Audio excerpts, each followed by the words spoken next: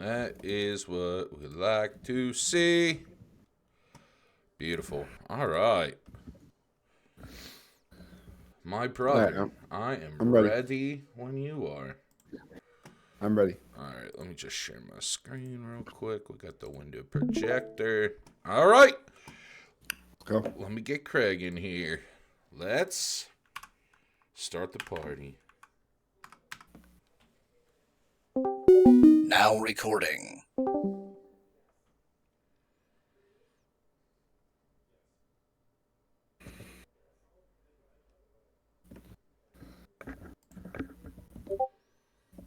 End the recording. I don't know what the fuck happened. It's saying error. Yeah. Oh, try it here. Try it again. See if it fucking starts. All right, let's go. Let me try another one. Now recording.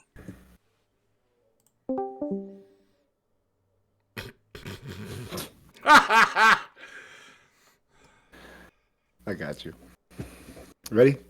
Go. Go, baby. Dun dun dun dun dun dun dun dun dun dun dun bum bum bum bum bum bum bum bum bum bum bum bum bum. When you're on the top, there's no place you could be like. Welcome to the Cycles Redzone podcast here live on Monday, February 10th, 2025. It's Eric Williams, joined as always by the one, the only Matt fucking Nemo. Matt, how are you on this Monday? Eric, I'm on cloud nine, baby. We're champions again. Again. I don't even have a hotter intro for it. It's Yeah. When you get the hot, yeah. I'm ready, baby. Let's dive in. Let's party. Let's go. Yeah. I'm ready. It's a party. Positive vibes here today on Inside Eagles Red Zone podcast as the Philadelphia Eagles, in biblical proportion, beat the Kansas City Chiefs in Super Bowl 59 in New Orleans yesterday. Where do you want to start? You want to start with the fact that Cooper DeJean on his birthday had a pick six? You could start there. You could start with, despite the fact that Kansas City's run defense actually played very well and contained Saquon Barkley, that it didn't matter. Could start with the quarterback that everyone shit talked throughout the year. All he does is win, and he balls out yesterday and wins Super Bowl MVP. You could start with the head coach, who everyone wanted to run out of town. Well, so we have a question that we're going to ask each other. I mean, we're going to discuss it, but Matt, we just don't forget to bring it up because I don't have my phone. My phone what was that, like 18%? And yeah, the reason I'm late is because it fell behind the bed and somehow my alarms, I couldn't hear my alarms. Usually it's near the my head, but it fell behind the head of the bed. So say that 2 times. But we're going to talk about what feels better, this win, which we were doing the podcast, which we do the podcast, and the 2017-2018 Super Bowl, which we were a part of. It was year one or year two of the pod. And that's all, in the archive. So if you ever want to go back and listen to it, you can listen to that episode. But Matt, what feels better? I mean, for to win your first in 2018, it does feel better. 2018 will always feel better, but this one, Matt, I think this one is because of everything that we have said on the podcast and everything that we've dived into over the last 12 months, even, 12, 14 months. Yeah. Because this is a 14-month journey. This goes back to all the way back to December of 2023. I think starts probably December 10th, 2023, and finishes on February 9th, which was yesterday. Yep. But I'll kind of dive in. This one feels more complete. The whole Foles, Jalen. I mean, dude, Friday. I listened back to Friday's episode, and I listened back to it Saturday, and dude, a lot of the things that we said it all came to fruition. Like, you know what I mean?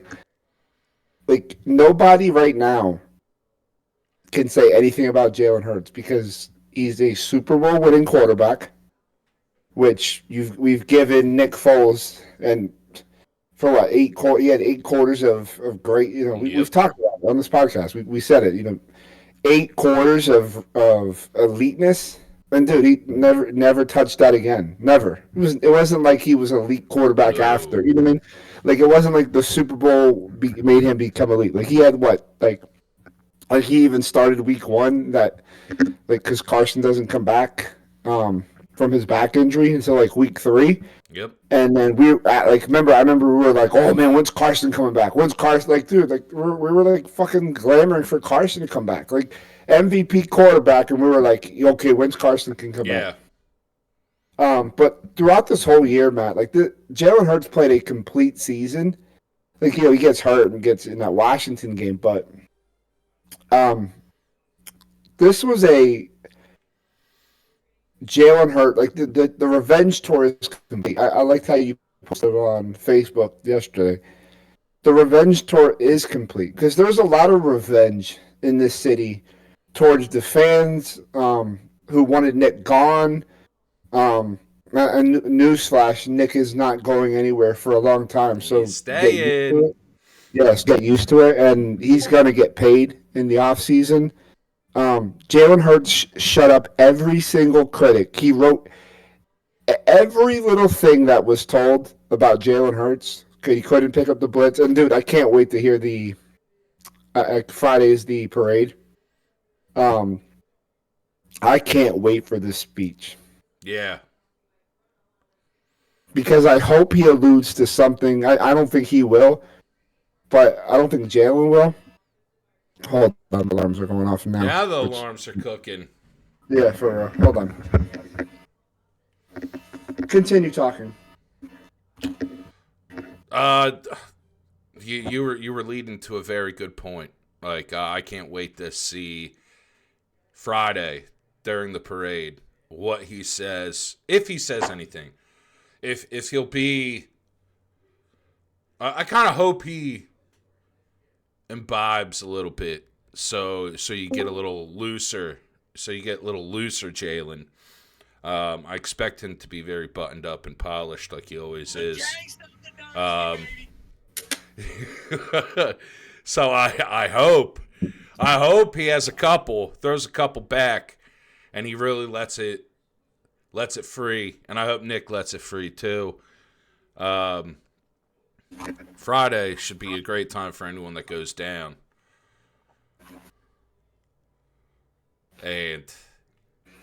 But Eric, the question of which feels better. 2017, obviously the first one, magical. But it was a very Philadelphian way to win our first championship. You have all the injuries, the underdog bullcrap. Foles plays 8 good quarters, and they beat Tom Brady.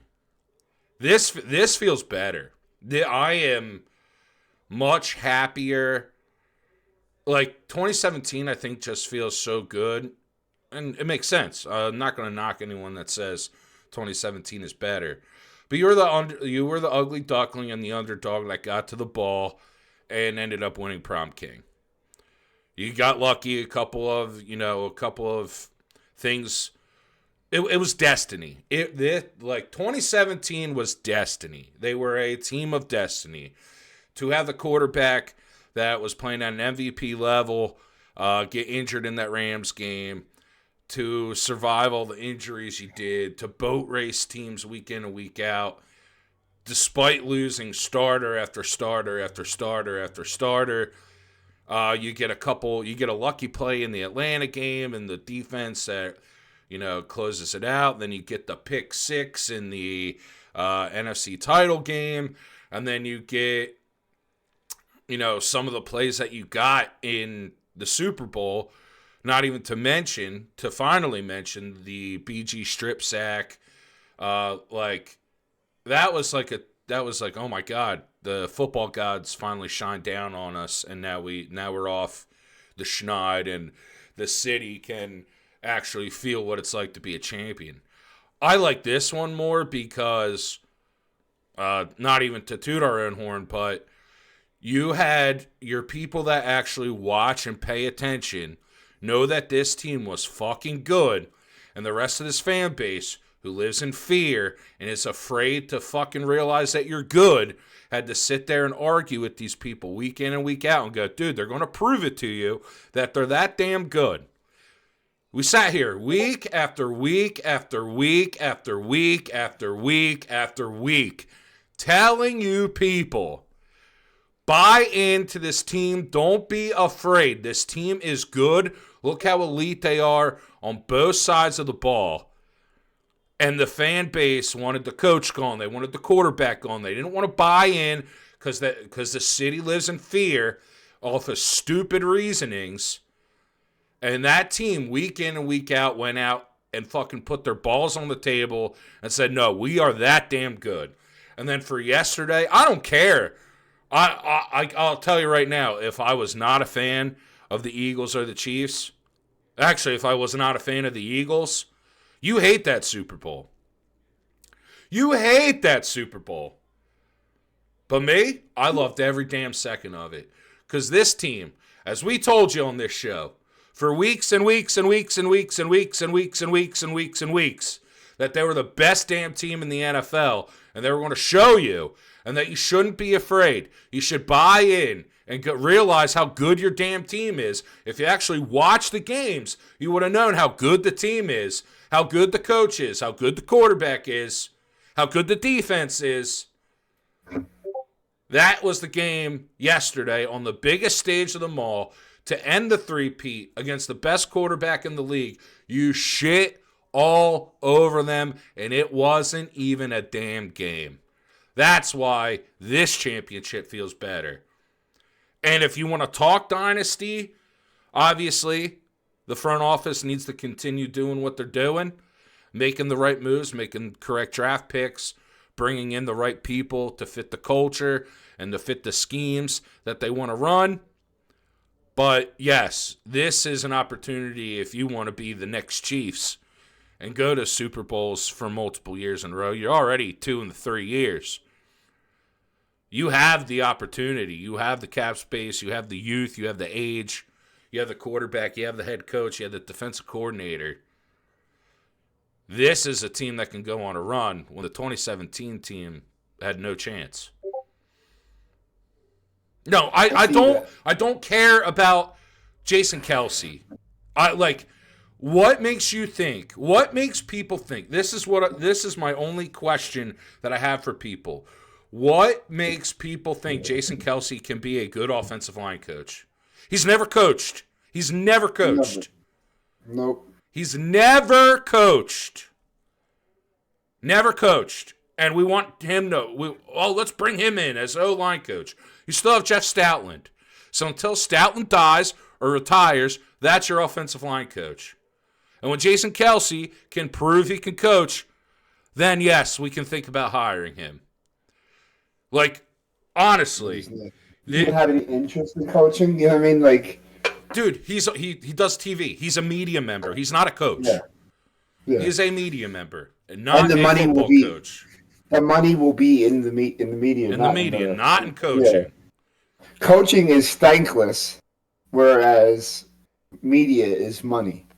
Him and his brother have turned into media people. That is what they are. They are not. Travis Kelce is technically still a football player. They are media members. They do the podcast. Jason has a freaking Friday night TV show. He's on Monday night. He's on the Monday Night Football panel. He's not going anywhere. He's not coaching. If he wanted to coach, he'd be coaching right now. He'd be coaching a high school. He'd be coaching a high school. He'd be coaching in college. He'd want to coach. Eric, you hit it perfectly. Coaching is a thankless job. He wants to be in the limelight.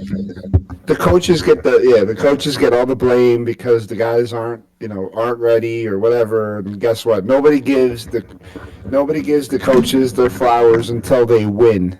They don't give the flowers when the guys improved year in year out, or they put in the discipline in. Those coaches don't get anything. Nobody. No, I think about it, and I think, okay, well, these guys, you think about what guys, coaches do. Oh, coaches don't do anything. You hear these retards say. Well, so it's not doom and gloom. We don't live in a doom and gloom society. I see somebody is already in doom and gloom. If you are in doom and gloom, just leave the podcast right now, because we're not answering any of those stupid questions. I've already told you, this is not we don't live in a doom and gloom. I didn't know somebody was homeless and living in a doom and gloom society. Come on, check yourself at the door today. Check yourself at the door today. Think about who you are. Come on, you're not that bad off. I didn't know you were homeless. But Matt, we're gonna celebrate today. Oh, hell yes, we are. We're celebrating today. I mean, I woke up at like what? Fucking, I slept like 2 hours, and then I ended up staying up till like 9 o'clock, 10 o'clock, and fell asleep. But dude, I was like walking dude, I want to know what the fuck is going on. No Philadelphia papers today? None. My Wawa had like 2 stacks of the New York Post. I don't give a fuck about the New York Post. Nope. I never I called my fucking store. I said, "Hey, do you have any Philadelphia?" Nope, we didn't get the Philadelphia paper today. What the fuck? And then I see online partying, baby. Yeah. Well, no, they're selling copies for $50 on eBay. It's like, what the fuck? Oh God, okay. It's like, I want that Champions thing. That's what I was looking for. Yep. Nobody can seem to find it. Nobody. Maybe they didn't put them out today. Just the whole team, just everything. Dude, from top to bottom. Like that dude. I watched that Devontae Smith throw like 6 times, 7 times after the game. I don't think I've ever seen. I mean, there might have been a better throw, but that was like a fucking money throw. What's crazy about this game was like that throw was beautiful. I love the play call too. Throw. I like the Dotson throw. I like the Dotson throw. I love the play call for the Smith touchdown too, because that was, we don't give a shit. We're winning it. Like, we know we have this game, so we're just gonna add a little cherry on top and take the top off you. Take the top off of you, and there you go. And then what was funny to me was, obviously, you got backups in there, and the defense in that fourth quarter was playing not prevent, but they weren't playing. They knew they had the game won at that point. But Mahomes' only 2 good throws of the day, both the touchdown to DeAndre Hopkins and then the fucking dot to Xavier Worthy. Those are the only 2 good throws that boy had all day long. The other touchdown to Xavier Worthy was kind of nice too. But even that, it didn't matter. Mahomes made 3 plays, and they were all when the game was over. Again, which goes back to what we tell you week in and week out, is that when both teams are good, and here's the thing. I know we're going to be raging on the Birds today, as we should. And this is what happens when things don't. When it's a blowout, you get all the people coming out of the woodwork. Oh, the Chiefs aren't good. This and that. No, the Chiefs are very good. They only lost one game in the regular season. Yeah, okay, they lost to Denver in Week 18, not playing anybody. But dude, look at that Kansas City Chiefs team this year, and look at how much people were shitting on them outside of me and you. Yep. And that's the thing. I don't want the Chiefs to get slandered because I hope, and this might sound negative, but it's real. It's not. I want to be in the Chiefs' position. Yeah. I want the Eagles to make it to the Super Bowl next year and win another title. And then the third year, like Brady was trying to talk about it yesterday during the game, but I think it went over a lot of people's heads. When you win, like the Eagles are the top dog in the NFL right now. Next season, when the schedule comes out and they get to training camp, yes, they are your defending Super Bowl champions. They don't start 4-0. They start 0-0. And right. Every team on that schedule next year. And the Eagles, we're in for just from a football aspect, we are in for a fun season next year. We play the AFC West. Our extra AFC game is Buffalo. We play the NFC North. Obviously, we play the NFC East. And our other two games are the Buccaneers and the Rams. The Rams are going to be coming for your head. Obviously, the teams in the division are going to be gunning for every single team on that schedule next year. Their biggest game of the year is the Eagles. Yeah. Detroit, Minnesota, Green Bay. You spanked that team twice. You spanked the Rams twice. You spanked Washington, whose fan base for some reason is, oh my God, I feel so good about how we played the Eagles. We kicked your ass fucking twice, and the only time you won was when Jalen Hurts got taken out of the game off of a hit that should have been a 15-yard penalty. I don't care. Keep talking, whatever you need to do to cope at night, go ahead. But every single team on that schedule next year is going to give you their best shot. That you have to, like, that's why good man Tony Deppen. Oh, the Chiefs weren't good this year. Yes, they were. They went 15-2. They have made it to 3 consecutive Super Bowls. Yes, their offense wasn't great. You have to be good to win one-score games, especially when week in and week out, every team is giving you their A-plus effort. Their A-plus effort. And was their offense dynamic this year? No. They don't have a number one wide receiver. If this was DeAndre Hopkins of 4 or 5 years ago, yeah, their offense is different. But he's not. He's 34 years old. He's 12 years in the league. He's a veteran. But when every team comes at you with their best shot and you find ways, and screw the whole ref thing, throw that out the window. Like when you have Patrick Mahomes, you have Andy Reid, and you find ways to win games. And then you get into the playoffs, and you just start, okay, now the defense can take over. Now the defense is going to take over. We're going to run the ball a little bit. Boom. And then make our big plays through the air when we have to. Like, they were a good team. They beat Buffalo. They beat Houston. They were the 1 seed again in the AFC. Like, I don't want to hear people talk shit on the Chiefs. What happened yesterday was a very good team who made it through the AFC ran up against a hungry, angry, elite team. That the Eagles, the 2024-2025 Eagles were elite. From coaching to position coaching to front office to roster member 1 all the way down to 53. That team was elite. And that is what happens, especially with 2 weeks of prep. 2 weeks of prep.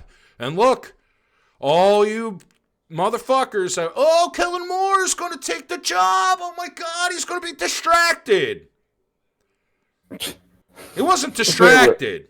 You know why you lost 22? You lost in 2022 because Jonathan Gannon, anytime he played a decent quarterback, cowered. He was a coward. He curled up in a ball, tucked his tail between his legs, and was afraid to do anything.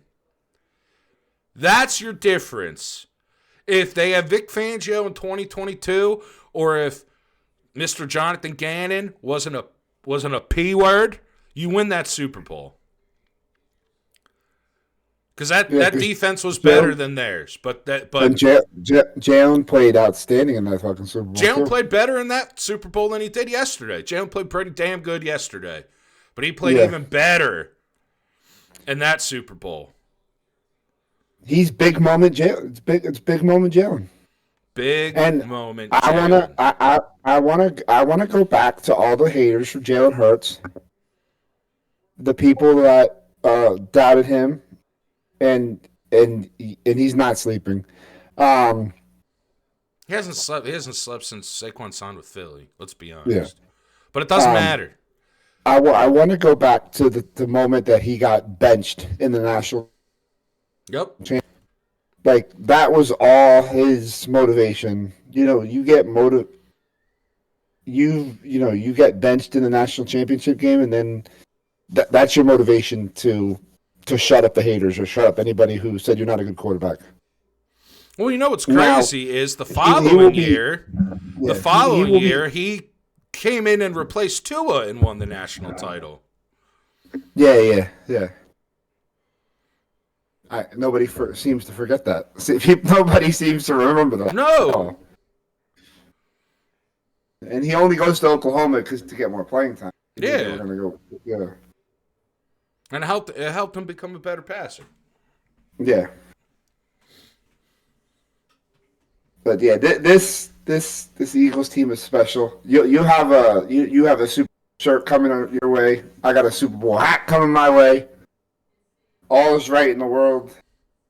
I'm good. I don't know what the fuck's going on with Greenbot today. Greenbot probably partied too hard last night. And you know what though? You know what we need to talk about? You know what else we need to talk about? I love Jalen. I love Jalen Hurts. I love Nick Sirianni. Actually, let's tip our cap to Sirianni real quick because he had them boys. And here's the thing. This is what we tried telling everyone weeks ago. That team has the attitude of their head coach. That's when you know you have a unified locker room and a good head coach. When the players adapt the personality of the head coach. And you saw it throughout the game yesterday. You saw it throughout the playoffs, let's be honest. You saw it throughout the regular season. The head coach will take bullets for the players so they don't have to face the scrutiny. All the scrutiny falls on his shoulders.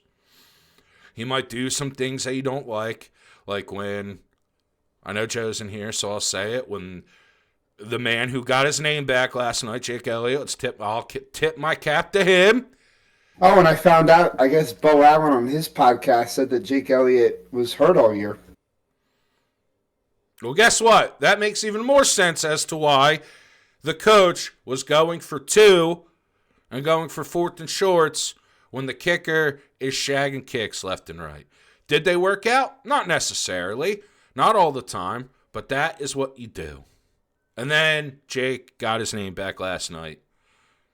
Especially because Rick Lovato was, I think, trying to test Jake Elliott's leg out. Because I have never seen Lovato get 2 penalties in a game. And that's what happened. That happened last night. I don't know what he was doing, but it didn't matter. Jake ended up he made 3 field goals last night, 3 or 4. Yep. But let's be honest, there's a penalty each time he kicked. They weren't BS. You cannot, if you are the snapper, you cannot start your snap motion, freeze for 2 seconds, and then snap the ball.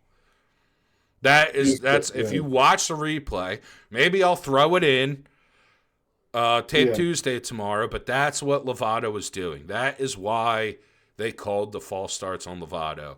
You cannot start your snap motion. They did on the first one, but people are just saying, oh, what did they call it for? Again, eyes, watch the game. Lesson that we've tried to install in people's heads all year. Watch. They showed, especially the first one, they showed the replay like 3 times. And I'm sitting there going, oh, there. I see why they called it. But people don't want to watch that, and they're not looking at the red spot. You're looking for, when you're watching a false start replay, you're looking for one of the linemen to jump or the defensive lineman jumping and hitting the offensive lineman.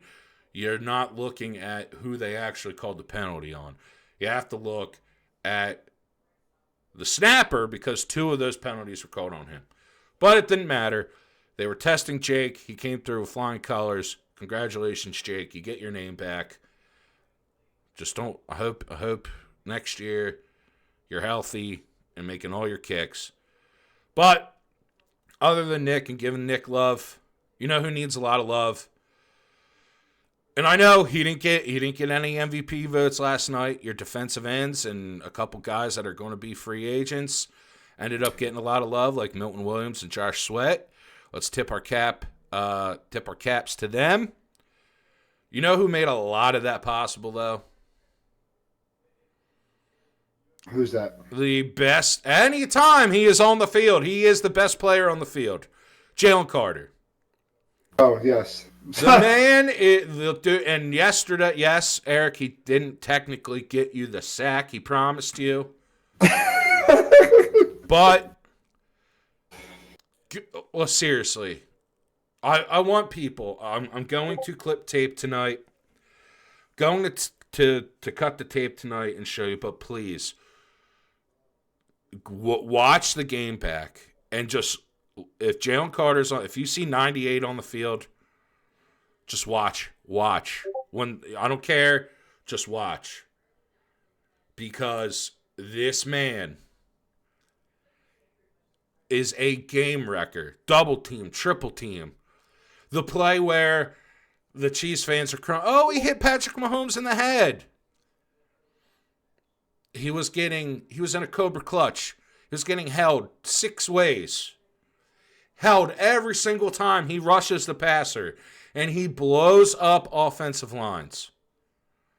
He is the reason why the edge rushers for the Eagles are able to get the pressure and kind of overextend and overrun. The man is the best defensive player in the league. Next year will be the full coming out party for Jalen Carter. But you cannot stop that man. You cannot stop that man. It doesn't matter what you try to do. And, yeah, I know I'm too young to remember Reggie White as an Eagle. I'm too young to remember Reggie White as an Eagle. I saw Aaron Donald play, saw how dominant he was. But I want Eagles fans to understand and cherish that this kid's only in year 2. He's not even in his prime yet. But you have Michael Parsons who? No. That man is the best defensive player in the league. He disrupts offenses more than any other person in the league. The numbers don't back it up yet, but as a defensive tackle, you're not going to get the sexy numbers like your edge rushers do. But that man is the best defensive player in the league, and he is an absolute game wrecker. And he's going to be here for a long time because I don't care. I know you need corners. I know you need linebackers. That man needs a lifetime contract. Until he retires, that man needs to be an Eagle.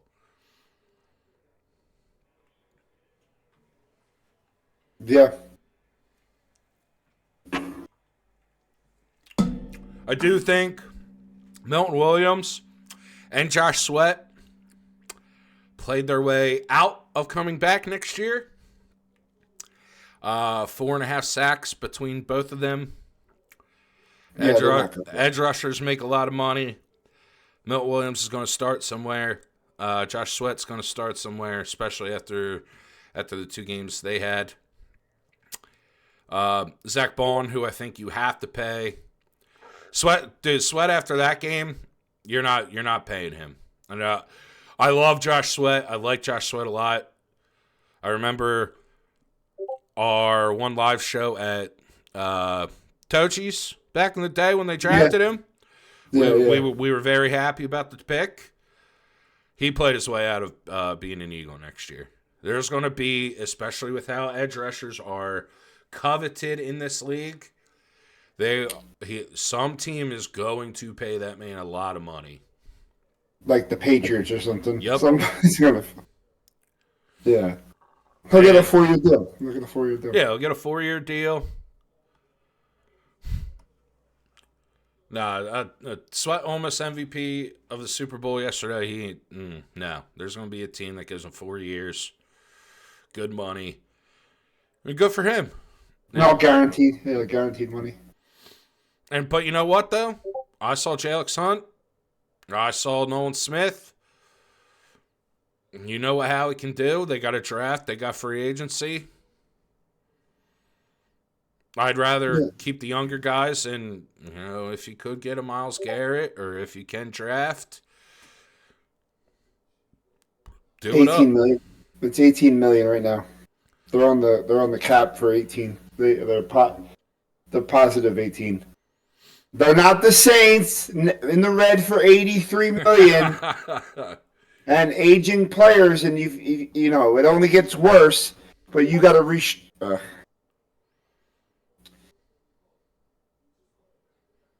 The thing with Washington with Garrett though, and same thing with the Bills. What assets do they have? Money, but what assets do they have to trade? First round picks, but if you don't really want to do that, like Washington kind of makes sense for Garrett, but I mean, if they want to give up first round picks, let them. You know, a team has done pretty damn well at blocking Myles Garrett? Philadelphia Eagles. No, it's no knock on Myles Garrett. Myles Garrett's fantastic. I'd love him here. I'd take him in a heartbeat. Yeah. Well, yeah. Yes, but you have to look at every team in the league wants Myles Garrett.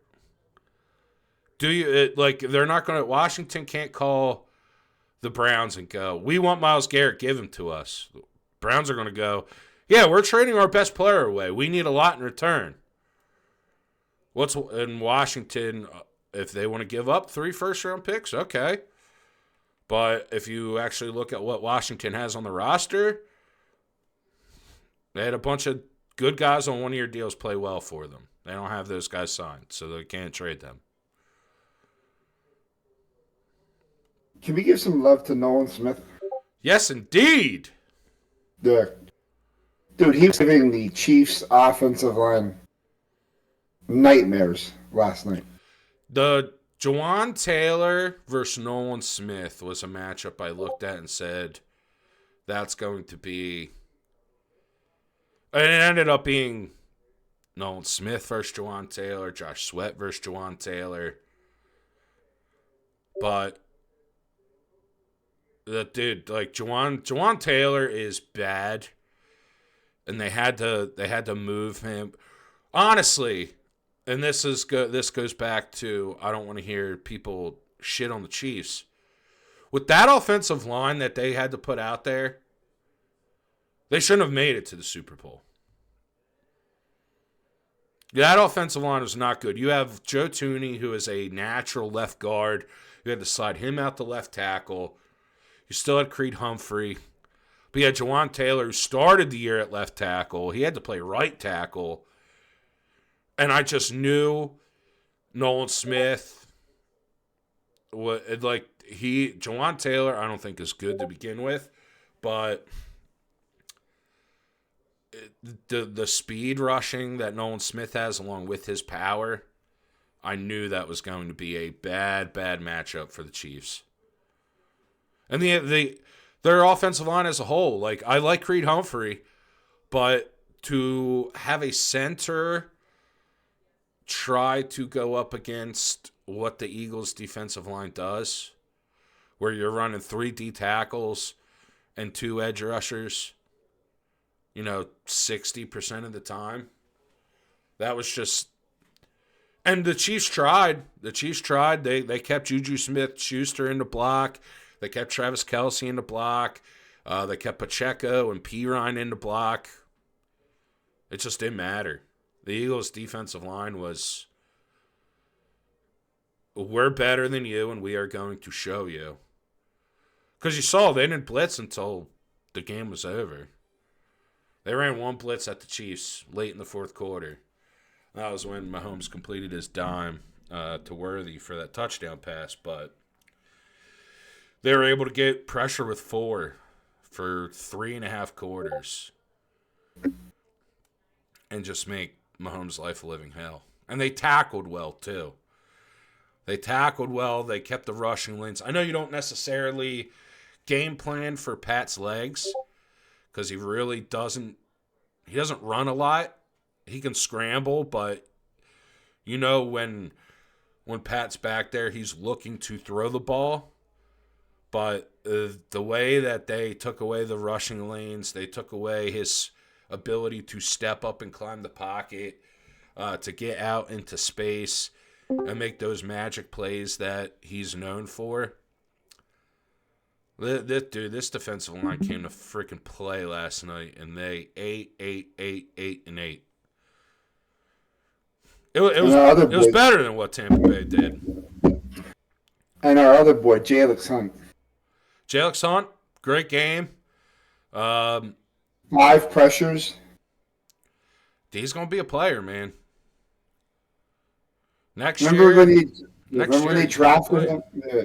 Remember when they drafted him? We went, huh? Yep. Huh? Who? Oh, okay. 3rd round pick. A little undersized. I love that he hasn't lost his, like, you can, he's put on the mass and the strength that an edge rusher should have, but he still has that little burst of speed that you get from a safety. Yeah. I love that is still in his game and in his bag. Because I think especially this offseason going into next year, he's going to be even better. Dude, look how he came along throughout the year and then what he did in the playoffs. Just think Bryce Huff was inactive yesterday. And Jalen Hunt was playing over him. All playoffs, but Jalen Hunt was getting meaningful snaps in the Super Bowl. And Huff was sitting on the bench. Howie's golden toy. That's incredible, dude. That's incredible. I love it, dude. I love everything that this team did yesterday. My only question is, man, I do need to watch the tape back, but I thought my only negative was they ran too much inside yesterday for them to never consistently try to attack the outside with the ground game. But if Spag's thing was I need to control and contain Saquon Barkley, he did it, but hurts his legs and his arms, and his arm was just too much. And then the defense said, "No, you're not doing shit today." Yeah, you made him respect. Yeah, but Jalen beat you. Yep. And again, the people's concern. Oh, what if they stop Barkley? What if they stop?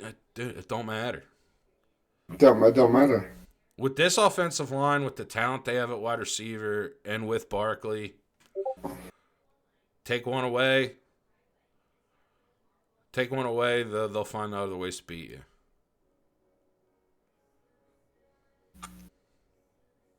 Because I think Kansas City's front seven and Justin Reed yesterday, they played great. Yeah. Like, they played great yesterday. Like, I need to tip my cap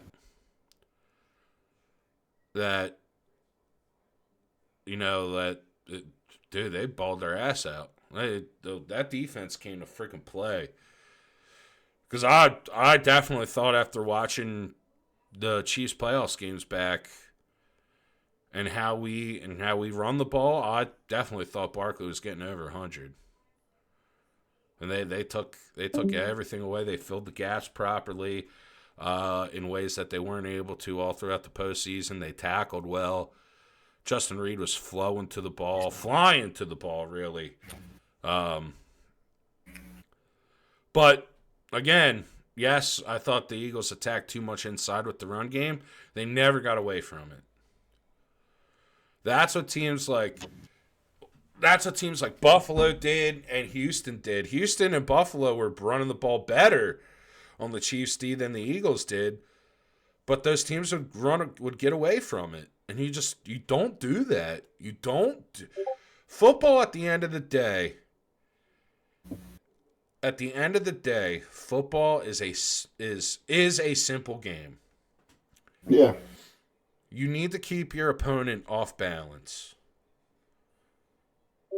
And that's why when teams get away from shit, if it's working, like you get teams that if they go down 7-0 or 10-0 or 10-3, they panic and begin to go, nope, we can't do this. We can't do this. Dude, Kansas City last night, they did not, that first quarter, their defense is keeping them in it. They don't run the ball. They did not try to get the ground game established. I know the Eagles' run D played great, but still, that was a difference of two different coaching philosophies. Andy Reid, fantastic, one of the best coaches ever. But he's always been the type of guy, he'll give you 4 runs early, and if if you don't pop one, okay, no, we're not running today. We know. We sat through it for years. 14 years, we sat through it. The Eagles, though, running the ball, we are a running team. We're going to get 3 here, we're going to get 3 here, we're going to get 2 here, we're going to get 7 here, but we're not going to allow you to sit back there and go, okay, they're just passing. And you saw it, dude. The Eagles knew Kansas City was going to pass. And then the pass rush was just unreasonable, ridiculously good. And Pat had nothing. But Andy Reid didn't try to help him out at all. I need to look and see how many times they actually ran the ball, especially in the first half, because yeah, tape Tuesday tomorrow will be fire. Yeah. But it's just that's two. I don't know, I'm not sitting here saying Sirianni's better than Andy Reid, but that's two different philosophies of, no, we are a running team. We need to stick with it even if it's not working because we don't want to become one-dimensional. And another head coach who goes, yeah, it's not working, we're passing. And doesn't that you don't help your quarterback out that way. I'm sorry, you don't. Though actually, the more I think about it, I don't know what the fuck Andy Reid was thinking. The way the Eagles pass rush is getting to you. You don't throw a screen in there. He's been a head coach for 30 years. 25 years. 25 years as head coach. The man probably has just a playbook of screenplays. And his screenplays have always been elite. What do you do when you are facing an unrelenting pass rush? You run the ball, you run draws, and you either try to hit your little quick, little slant patterns, your little two-step drops, boom, get the ball out, or you run screens. He didn't do it at all yesterday. And you know what? That just goes to show you that the Eagles coaching staff and the team were so much more prepared and knew what the hell they were doing. They knew what the hell they were doing yesterday because they took an elite coach, one of the best coaches of all time, and they took the best quarterback in the league and took them out of the game. They took the head coach and the quarterback out of the game and said, if you're going to beat us, Steve Spagnuolo needs to get lucky and his players need to find a way to force 3 to 4 turnovers and score because your offense isn't doing it. And Sirianni, Fangio, all the position, dude. Actually, the more we just talk, and the more we talk about this game, the more I think about it. Like this is so much better than 2017. We are the best team in the league. We've known we're the best team in the league, and nobody wanted to believe it. So you're gonna have to eat your fucking crow and accept the fact that the Philadelphia Eagles own the football world. Owned it. They're like Nick Wright, Dan Orlovsky, all the clowns on the get up desk that one day they picked the Chiefs and the next day they all picked the Eagles. Like, you people need to stop watching ESPN, stop watching FS1. That team knew that they were better. They knew they were more dominant. They knew they were more physical. And they showed the world last night. And that's what we should want. I want this city to get rid of this whole underdog bullshit and not believing in the team, not believing in this person and that person. You have the talent, you have the coaching, you have the leadership, you have the quarterback. This team is the favorite to win the Super Bowl next year. So I don't want to hear any bullshit. Buy in or get the fuck out. Because if you look at this roster, yes, they're going to lose a couple pieces. They're going to lose Bucky, fucking Kellen Moore. They're going to lose Bucktooth Beaver, Kellen Moore. Good riddance. I don't give a shit. They're going to lose him. Boo-hoo. Good luck. You're going to be back in 2.5 years anyway because you're getting fired from New Orleans because that job nobody can save. I don't think Jesus could save the New Orleans Saints. Like, this team is that fucking good. And they have the leadership from the front office to the head coach to the quarterback. You have a quarterback that's still growing, a head coach that is still growing, a young defense. Buy in. That game should show you that the fear is gone. Because I read a bunch of Facebook. Oh my God, I'm so nervous. My heart's going to... Dude, nope, not me. You know why? I'm done since week 13. This is the best team in the fucking league. Sat here and try to tell you every fucking week. How many times did I... I thought it was funny, but it was... You called a 10 to 14 point victory. Yeah. To me.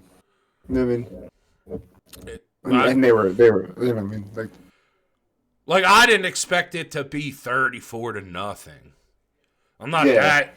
I wasn't that bold, but if you look at the more I watch the tape and more I watch, dude, they were physically better. And that's what it is. You got to be more. Yeah, you got to be the more physical team than. Like you need to be. If you are physical, you win games when you are better in the trenches, and if your quarterback makes 4 to 5 plays. That's your recipe for winning. They were Yeah. better in the trenches, and Jalen made 4 to 5 plays more than Patrick Mahomes because the 3 plays Mahomes made were when the game was over. You win game. You're winning every game that if you play like that.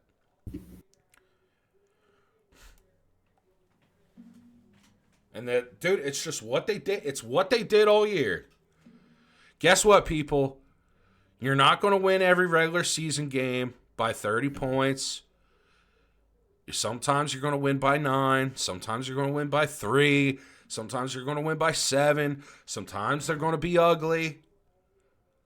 But when you win, when you dominate, when you win time of possession, when you get more yards, when you force turnovers, when you continuously win, even if the quarterback only has to throw 18 times a game, that doesn't mean that the quarterback sucks. That doesn't mean that the offense isn't good. It just means you are more physically dominant, so you don't have to throw the ball. I hope this season has taught people to actually watch the game and not look at your fucking stat line because you play fantasy football or you put a bet in. Because betting stats and fantasy football stats don't win real football games. And the last time I checked, it's called fantasy football for a reason. Fantasy is the key word. I'm done with the trolls. Done with Captain Canada. If he ever tries to troll, I'm just going to laugh and say, kiss the rings, bitch. Kiss the rings. Kiss the rings. Did you see this Abdul Carter picture? Yes. Huh. My man wants to be an Eagle. Yo, he's about to have a horrible combine and be like, I don't feel good. My shoulder hurts. My back hurts. My man is, he's about to bomb the combine. And be like, hey, Philly, just get up to 20. Let's get up to 20. All right, cool. All right, my shoulder hurts. Ugh, my back hurts. I don't want to play with y'all fuckers. I don't want to play. I got to be uncoachable. You better not draft me. I'm going to come in and cause a ruckus. I'm going to get all your players pregnant. They're gonna fuck a bunch of bitches. Fuck this shit. Oh, I'll go to Philly? Okay, cool. I'll behave. Yep, I'm ready to go now. See you later. About to get 10 sacks my rookie year. We're about to ball out. Oh, this is the photo today. This is the photo. Sorry, I have a bunch of photos saved. I'm looking for the photo. But this, my friends, is the photo. Has to be. How about C.J. Gardner Johnson? Absolutely beautiful, dude. He was the attitude that was missing from this team last year. You need a guy like that. You need a guy like that. Yeah. Oh, I love this picture. Especially here in Philly. Yep. And everything, I know it'll like this week we're not done yet. You know what I mean? The Super Bowl's here, but I know I'll have more to say throughout the week. But I think about that whole time where AJ, remember in the beginning where AJ Brown was getting, he had to call into radio stations and talk to people. Yeah. Yep. All this outside noise was for nothing. You know what I mean? It was all fucking fabricated. I know, it really was. Everything was you know what I mean? It was all worrisome by other people.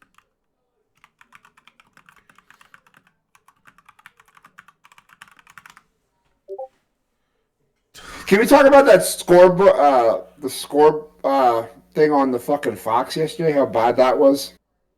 Yeah. I think they went back in time like 40 years. Yeah. Like, dude, like if you didn't know anything, um, or like if you could digitally enhance, um, you know, okay, Danielle just said, she just said, oh yeah, her mom liked it. Like if I took a game from the 80s or like early 90s, digitally enhanced it so like you couldn't tell the difference in quality. Because obviously, if you watch a game today and watch a game from yesteryear, you know the difference. You could tell which one's older. But if you could digitally enhance a game from like the 90s or or mid 80s and put it up, you know, how they had the scoreboard, the score bug with that, you wouldn't be able to tell the difference. Like that was such a bare bones like minimum. And you know what? You know what though? It makes sense. If you go, I remember.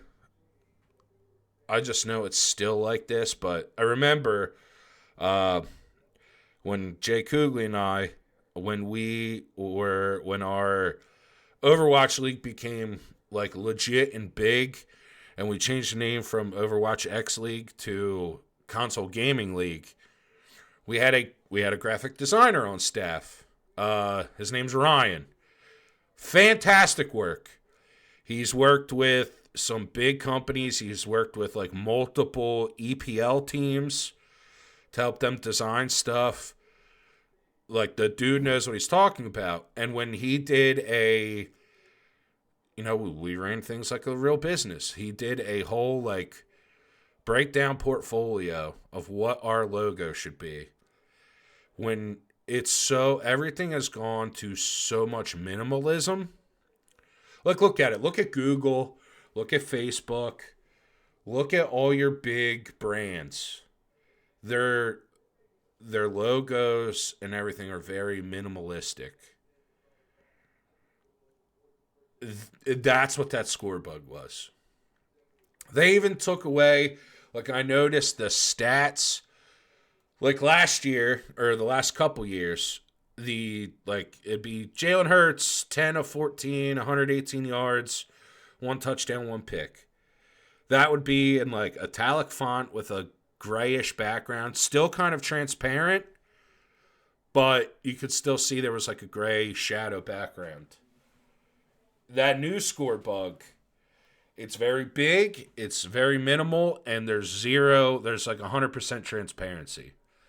Like, it would look like it's actually on the field. Yeah. Like, I saw one. I wish I would have taken a picture of it or saved the post.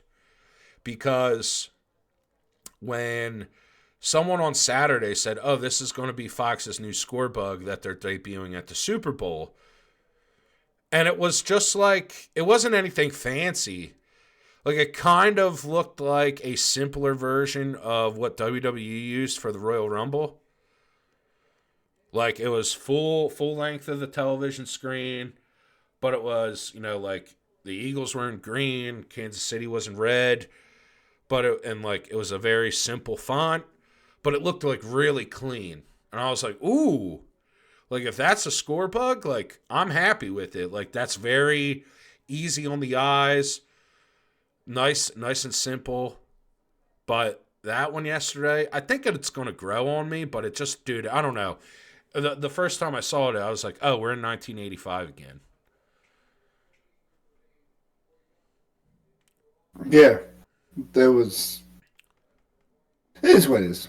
Yeah. Ultimately, the only thing I want Fox to stop doing, I have not been a fan of their, like, cartoon superhero like drawings of players that they've been using for like the last 3 or 4 years. I don't know. They just kind of look corny to me, but if they stop doing that, everything else is fine. But hey, that's all right.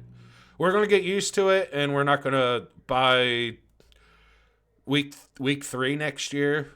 We're not gonna remember what last year's looked like. So Yeah, I don't worry. And all that shit could change. I mean, they could say, yeah, we don't like that. that and I noticed that's what these networks will do is either throw it on in the Super Bowl, just they're gonna test out.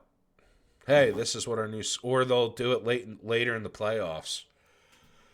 They'll use the playoffs and then the Super Bowl to test out new score bugs to get feedback and see, if people like it or if they need to make changes to it.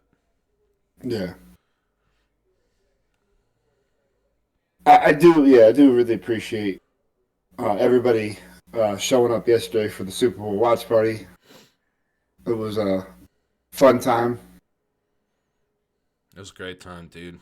Yeah, we had a lot of people. Feels fantastic, man. Feels fucking fantastic. Yeah, and it'll only get better. You know what I mean? Like throughout the week, like you get a chance to watch it tomorrow on Tape Tuesday. I'm looking forward to Tape Tuesday tomorrow.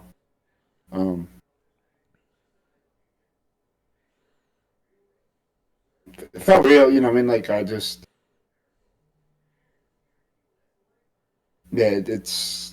great.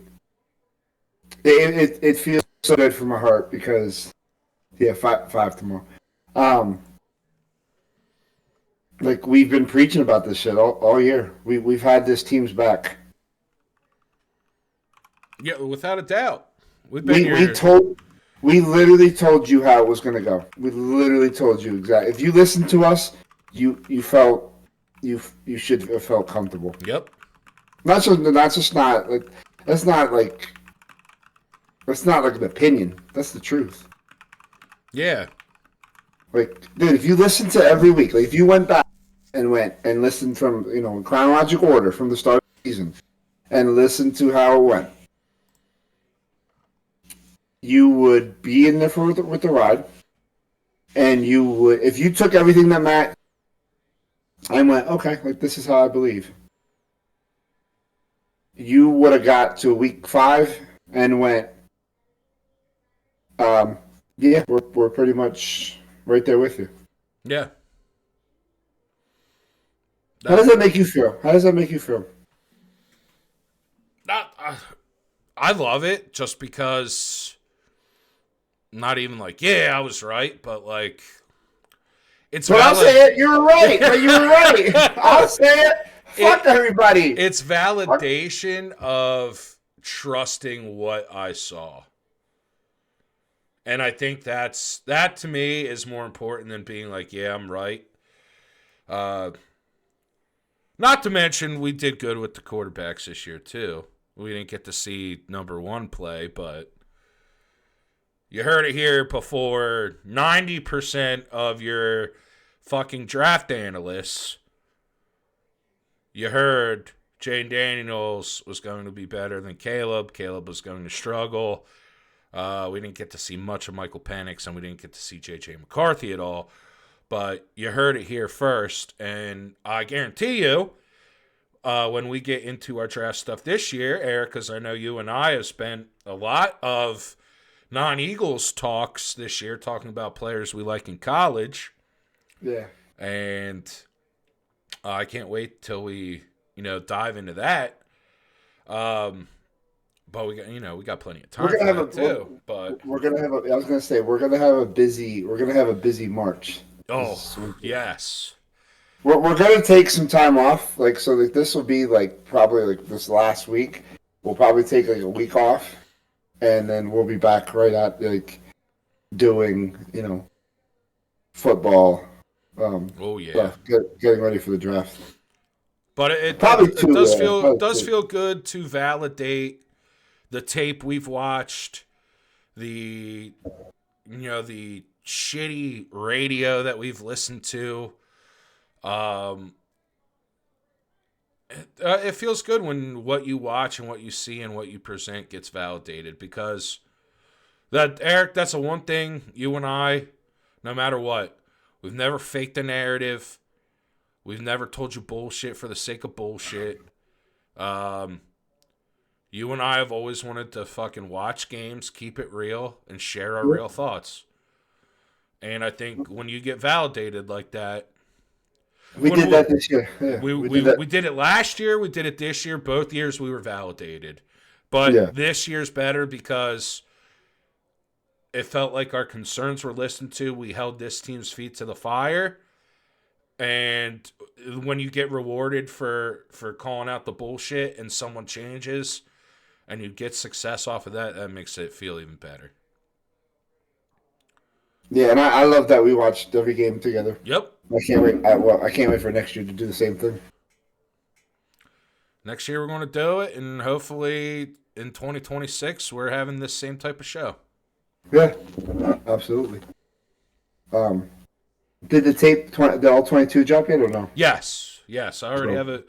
I already have it pulled up. When we get off here, I'm gonna get my dinner ready and yeah, I'm about to do that right now. Start diving in. I'm excited. I'm excited. So I'm gonna finish off. Jalen Hurts. I'm gonna finish off with this, and hopefully my exit outro works. If not, I'll have to sing the song. So I guess you guys better hope that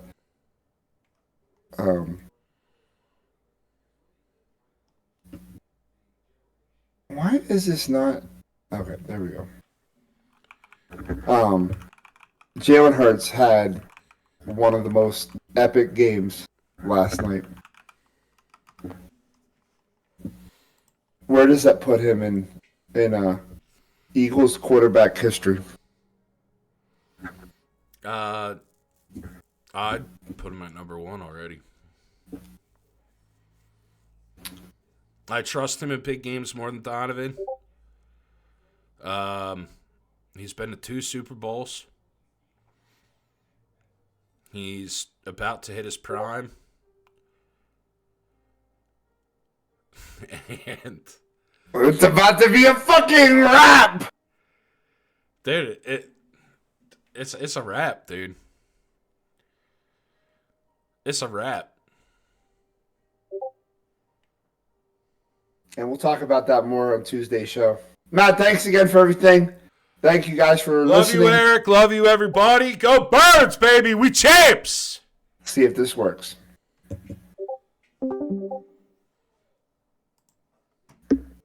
Hold